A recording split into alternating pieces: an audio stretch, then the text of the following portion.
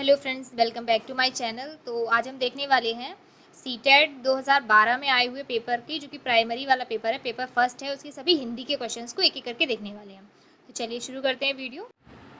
चलिए देखते हैं हिंदी के प्रश्नों को। इसमें देखिए सबसे पहले क्या है कि एक पूरा गद्यांश दिया गया है। तो सबसे पहले हम इस गद्यांश को एक बार ही पूरा पढ़ लेते हैं, देख लेते हैं। उसके इसी के आधार पर आगे के कुछ प्रश्न है। जो प्रश्न नंबर आप देख सकते हैं यहाँ पे 91 से लेकर 99 तक के प्रश्न, इतने सारे प्रश्न जो है सिर्फ एक गद्यांश पर आधारित है। तो हिंदी में हर साल ही आप देखेंगे गद्यांश आता है। तो गद्यांश को अच्छे से करने की, सॉल्व करने की आप लोग प्रैक्टिस कर लीजिएगा आराम से। उसमें ज़्यादा कुछ नहीं करना है, आप बस प्रीवियस ईयर क्वेश्चन पेपर्स ही बस लगा लीजिएगा, हो जाएगा उतने से आपका। तो चलिए देखते हैं। तो हमारा गद्यांश है कि मुझे मालूम नहीं था कि भारत में तिलोनिया नाम की भी कोई जगह है जहां हमारे देश के समसामयिक इतिहास का एक विस्मयकारी पन्ना लिखा जा रहा है। उस वक्त तक तिलोनिया के बारे में मुझे इतनी ही जानकारी थी कि वहां पर एक स्वावलंबी विकास केंद्र चल रहा है जिसे स्थानीय ग्रामवासी स्त्री पुरुष मिलजुल कर चला रहे हैं। मुझे वहां जाने का अवसर मिला। बस्ती क्या थी, कुछ पुराने और कुछ नए छोटे छोटे घरों का झुरमुट थी। वहां एक सज्जन ने बताया कि सुशिक्षित तथा उसके दो साथियों टाइपिस्ट तथा फोटोग्राफर ने मिलकर 1972 में इस संस्थान की स्थापना की। इस संस्थान का नाम था सामाजिक कार्य एवं शोध संस्थान। ठीक है ना, इन्होंने मिलकर इसकी स्थापना की। मेरे मन में संशय उठने लगे थे। आज के ज़माने में वैज्ञानिक उपकरणों और जानकारी के बल पर ही तरक्की की जा सकती है, उससे कटकर और अवहेलना करते हुए नहीं की जा सकती। एक पिछड़े हुए गांव के लोग अपनी समस्याएं सुलझा लेंगे, यह नामुमकिन था। वह सज्जन कहे जा रहे थे, हमारे गाँव आज नहीं बसे हैं। इन गांवों में शताब्दियों से हमारे पूर्वज रहते आ रहे हैं। पहले ज़माने में भी हमारे लोग अपनी सूझ और पहलकदमी से के बल पर ही अपनी दिक्कतें सुलझाते रहे होंगे। ज़रूरत इस बात की है कि हम शताब्दियों की इस परंपरागत जानकारी को नष्ट ना होने दें, उसका उपयोग करें।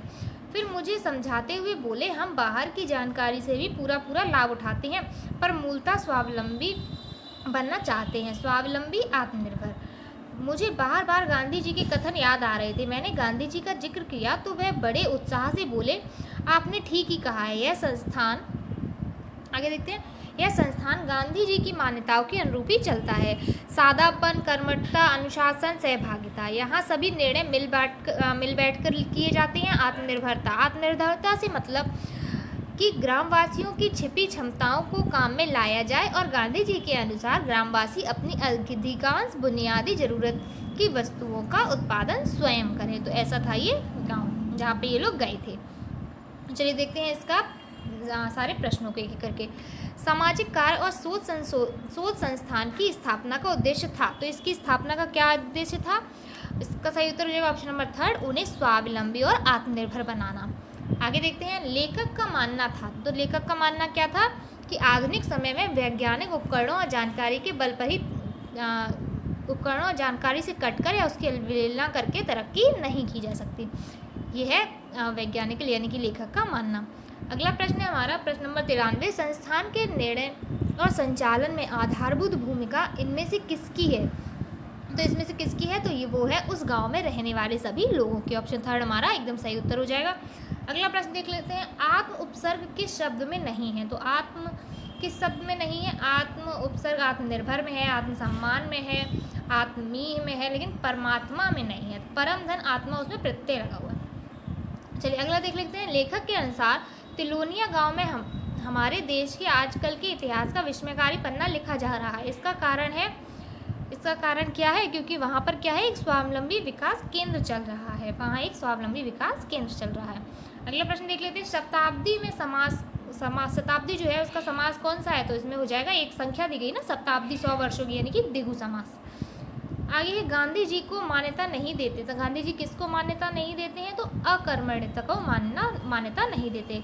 अकर्मण्यता नहीं है, आत्मनिर्भर है, कर्मठता है और सादापन है।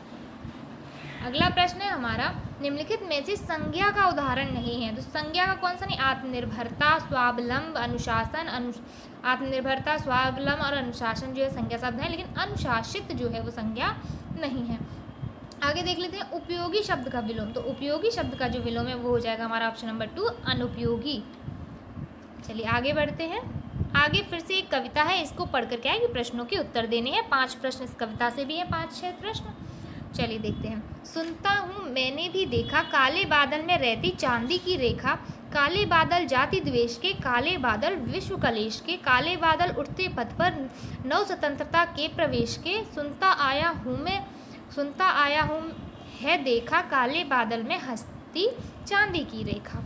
तो ये थी एक कविता, चांदी की रेखा, सुमित्रा नंदन पंत जी की ये कविता थी। चलिए इसके प्रश्नों को देखते हैं। पहला प्रश्न है हमारा, काले बादल में रहती चांदी की रेखा, पंक्ति का भाव क्या है? तो इसका क्या मतलब है कि काले बादलों में चांदी की रेखा रहती है, ऐसा मतलब है? या विपत्तियों के बीच एक आशा की किरण दिखाई देती है, या बादलों के टकराने से बिजली चमकती है, या देर के बाद प्रकाश आता है, क्या? तो इसका मतलब है विपत्तियों के बीच आशा की किरण। काले बादल प्रतीक हैं, तो काले बादल जो है वो किसके प्रतीक हैं? तो ये हैं जातिगत वैमनस्य के प्रतीक। चलिए अगला प्रश्न देख लेते हैं। अगला प्रश्न है हमारा, काले बादल में रहती चांदी की रेखा में कौन सा अलंकार है? तो इसमें जो हो जाएगा हमारा हो जाएगा ऑप्शन 4 श्लेष अलंकार। चलिए अगला प्रश्न है, निम्न में से बादल का पर्यायवाची शब्द नहीं है। तो बादल का पर्यायवाची कौन सा नहीं होता है? तो जलद होता है, घन होता है, पेयदार होता है, लेकिन जलज जो है वो बादल का पर्यायवाची नहीं होता है। जलज का मतलब है जल में उत्पन्न, यानी कि कमल। स्वतंत्रता का विलोम शब्द है, तो स्वतंत्रता का विलोम शब्द क्या हो जाएगा? आप लोग बताइए। पराधीनता। स्वतंत्र है या फिर दूसरे के पराधीन है, ये इसका विलोम हो जाएगा। कवि क्या सुनने और देखने की बात कहता है? तो कवि क्या सुनने और देखने की बात कहता है? तो कवि कहता है आशा की किरण को सुनने और देखने की बात। आगे बढ़ते हैं। यहाँ से हमारे जो पेडागोजी के हिंदी के क्वेश्चन है वो स्टार्ट हो रहे हैं। भाषा स्वयं में संप्रेषण का एकमात्र साधन है, एक नियमबद्ध व्यवस्था है, एक जटिल चुनौती है, या एक विषय मात्र? तो वो है एक नियमबद्ध व्यवस्था। अगला प्रश्न है, भाषा का प्रयोग केवल पाठ्य पुस्तक में होता है, केवल मुद्रित सामग्री में होता है, जीवन के विभिन्न संदर्भों में होता है, या केवल परीक्षा में होता है? तो भाषा का प्रयोग जीवन के विभिन्न संदर्भों में होता है। ऑप्शन 3 इसका सही उत्तर हो जाएगा। अगला प्रश्न है हमारा, बच्चे अपने परिवेश से स्वयं भाषा अर्जित करते हैं। इसका एक नियतार्थ यह है कि बच्चों को समृद्ध भाषिक परिवेश उपलब्ध कराया जाए, बच्चों को केवल लक्ष्य भाषा का ही परिवेश उपलब्ध कराया जाए, बच्चों को अत्यंत सरल भाषा का परिवेश उपलब्ध कराया जाए, या बच्चों को बिल्कुल भी भाषा ना पढ़ाई जाए। तो ये तो गलत हो जाएगा, एकदम सरल भी गलत हो जाएगा, सिर्फ लक्ष्य भाषा ये भी गलत। बच्चों को समृद्ध भाषिक परिवेश उपलब्ध कराना चाहिए। अगला प्रश्न देख लेते हैं। अगला है, भाषा सीखने सिखाने का उद्देश्य क्या है? अपनी बात कहना सीखना, सिर्फ अपनी बात कहना बिल्कुल नहीं। दूसरों की बात सिर्फ समझ लेना, बात समझ लेना, यही भाषा सीखने का उद्देश्य बिल्कुल नहीं है। अपनी बात की पुष्टि के लिए तर्क देना, तो सिर्फ तर्क देने के लिए भी भाषा नहीं सीखते सिखाते हैं। भाषा सीखने सिखाने का उद्देश्य है विभिन्न स्थितियों में भाषा का प्रभावी प्रयोग करना, ये इसका सही उत्तर हो जाएगा। अगला प्रश्न है, एक भाषा शिक्षक के लिए सर्वाधिक महत्वपूर्ण है। तो क्या सर्वाधिक महत्वपूर्ण है? भाषा की पाठ्य पुस्तक, भाषा का आकलन, बच्चों को भाषा प्रयोग के अवसर उपलब्ध कराना, या भाषा की त्रुटियों के प्रति कठोर रवैया? कठोर रवैया तो बिल्कुल नहीं, ना ही पाठ्य पुस्तक भाषा के लिए जरूरी है, ना ही सिर्फ उसका आकलन। बच्चों को भाषा प्रयोग के अवसर उपलब्ध कराना ही भाषा शिक्षक के लिए सबसे ज़्यादा महत्वपूर्ण है। तभी बच्चे अच्छे से सीख पाएंगे जितना उनको अभिव्यक्ति के अवसर मिलेंगे। भाषा की कक्षा में एक शिक्षक बच्चों से क्या अपेक्षा करता है? बच्चे सवालों के बंधे बनाए जवाब दें? बिल्कुल नहीं, ये अपेक्षा तो नहीं करेगा शिक्षक। संस्कृतनिष्ठ भाषा में जवाब दें? ये भी बिल्कुल नहीं। बच्चे अपनी मातृभाषा का बिल्कुल भी प्रयोग ना करें? तो ऐसा भी नहीं है, प्रयोग करेंगे। बच्चे सवालों के बंधे बनाए जवाब ना दें, ऐसा ही एक भाषा शिक्षक चाहता है।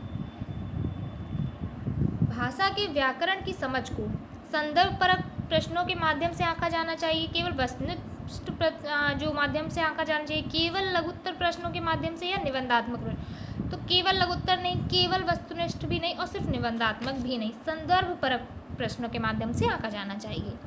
अगला प्रश्न देख लेते हैं।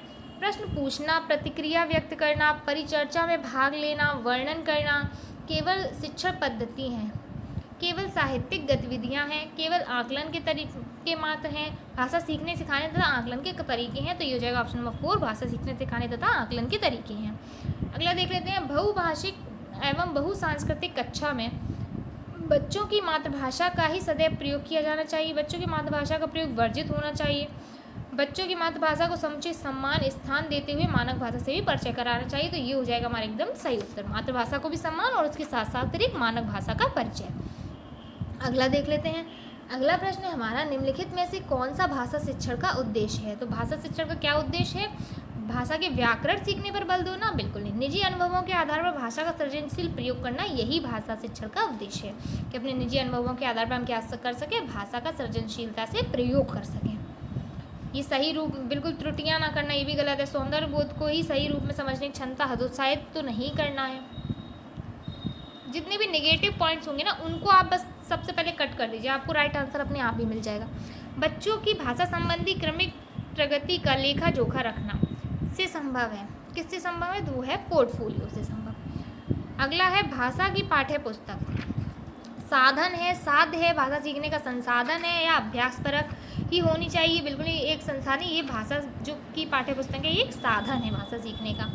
अगला है बच्चों की भाषा के आकलन का सर्वाधिक प्रभावी तरीका है श्रुतलेख, लिखित परीक्षा, प्रश्नों के उत्तर देना, प्रश्न पूछना और पढ़ी गई सामग्री पर प्रतिक्रिया व्यक्त करना, ये है बच्चों की भाषा के आकलन का प्रभावी तरीका। अगला प्रश्न है भाषा अर्जन में महत्वपूर्ण है, तो क्या महत्वपूर्ण है? पाठ्य पुस्तक? बिल्कुल, सिर्फ पाठ्य पुस्तक नहीं, भाषा का शिक्षक भी महत्वपूर्ण इतना नहीं है, व्याकरण महत्वपूर्ण, भाषा के विभिन्न रूपों का प्रयोग महत्वपूर्ण है। पत्र पत्रिकाएं भाषा सीखने में साधक हैं, बाधक हैं, त्रुटियों को बढ़ावा देंगी, बड़ों के पढ़ने की वस्तु हैं? तो ऐसा नहीं है पत्र पत्रिकाएं छोटे भी पढ़ते हैं तो गलत हो गया। अब पत्र पत्रिकाएं पढ़ने से त्रुटियां कहाँ से हो जाएंगी, ये भी गलत है। और पत्र पत्रिकाएं अगर हम पढ़ते हैं तो हमें नॉलेज ही होगी, तो फिर ये भाषा में बाधक क्यों है? ये है भाषा में साधक। तो ऑप्शन फर्स्ट हमारा जो है इसका सही उत्तर हो जाएगा।